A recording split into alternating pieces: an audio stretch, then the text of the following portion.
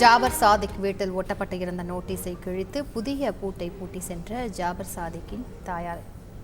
முழு விவரங்களை செய்தியாளர் சாலமன் வழங்க கேட்கலாம். சாலமன் வணக்கம். என்ன நடந்தது? அவர் இந்த மாதிரி செய்ததற்கு அவர் மீது ஏதேனும் நடவடிக்கை எடுக்கப்பட இருக்கிறதா? விவரங்கள்.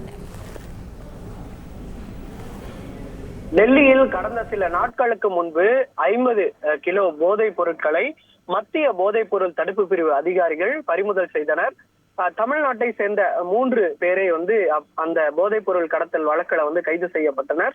அவர்களிடம் நடத்திய விசாரணையில திமுகவின் முன்னாள் நிர்வாகி ஜாபர் சாதிக் அவரது சகோதரர்களுடன் இணைந்து சுமார் 3 ஆண்டுகளாக 2000 கோடி ரூபாய் மதிப்பிலான போதைப் பொருட்களை கடத்தி விற்பனையில் ஈடுபட்டது விசாரணையில தெரிய வந்ததை அடுத்து ஜாபர் சாதிக் மற்றும் அவரது வீட்டு மத்திய போதைப் பொருள் தடுப்பு பிரிவு அதிகாரிகள் சோதனை மேற்கொண்டனர். குறிப்பாக மயிலாப்பூர் அருளானந்தம் தெருவில் உள்ள ஜாபர் சாதிக்கின் வீட்டில் மற்றும் அவருக்கு நெருக்கமானவர்களின் வீடுகளிலும் சோதனை மேற்கொண்டு முக்கிய ஆவணங்களை மத்திய போதைப் பொருள் பறிமுதல் செய்து சென்றனர். மேலும் அவரது வீட்டிற்கு சீல் வைத்தும் சென்றனர். யாரும் நுழையக்கூடாது, எந்தவித தங்களது அனுமதி மீறி யாரும் உள்ளே செல்லக்கூடாது என்ற அடிப்படையில் அந்த வீட்டில் நோட்டீஸ் ஆனது ஒட்டப்பட்டு இருந்த நிலையில தற்போது தலைமறைவான ஜாபர் சாதிக் மற்றும் அவரது சகோதரர்களை மத்திய போதைப் பொருள் தடுப்பு பிரிவு அதிகாரிகள் தீவிரமாக தேடி வருகின்றனர். அவருக்கு எதிராக லுக் அவுட் நோட்டீஸும் பிறப்பிக்கப்பட்டு அவர் எங்கு தலைமறைவாக உள்ளார் என்பது தொடர்பாக விசாரணை மேற்கொண்டு வரும் சூழல்ல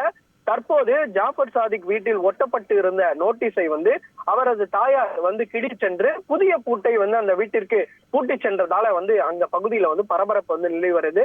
குறிப்பாக போலீசார் மத்திய போதைப் பொருள் தடுப்பு பிரிவு அதிகாரிகள் யாரும் உள்ளே நுழையாதபடி சீலிட்டு யாரும் உள்ளே நுழையக்கூடாது என அந்த நோட்டீஸை ஒட்டிவிட்டு சென்றனர். ஆனால் இவர் அத்துமீறி நுழைந்து அந்த நோட்டீஸை கிழித்துவிட்டு வெளியே யாரும் நுழையாதபடி பூட்டை பூட்டி சென்றார். மேலும் அந்த வீட்டில் பாதுகாப்பு பணியில் இருந்த காவலாளிகளையும் வெளியே அனுப்பிவிட்டு பூட்டிட்டு சென்றதாக ஒரு தகவல் வெளியாகி உள்ளது.